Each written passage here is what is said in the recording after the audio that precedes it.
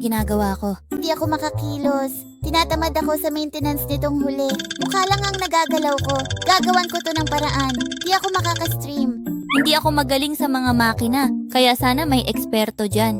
Salamat! Kakaibang tao. Meron po tayong... Hindi ako nakapag-training at hindi ako makagalaw. Yun lang. Magaling si Shio-sama sa paggamit ng mga makina. Hindi magaling ang Shia sa pagpulot ng mga bangkay.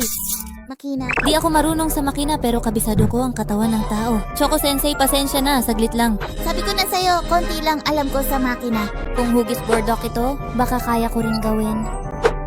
Ulo. Maaari itong ilipat ng malaki. Pasensya na. Totoo ba? Nagtanong ako at nakahanap ng eksperto sa panahon. Kaya tinawagan ko siya. Malaking tulong ito sa akin.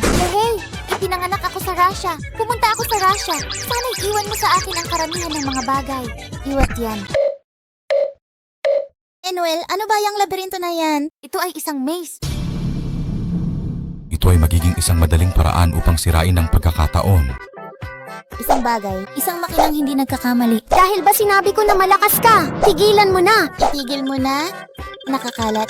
Jay, siguro may magagawa tayo tungkol dyan gamit ang jack therapy. Ipaubaya na lang natin sa lighter.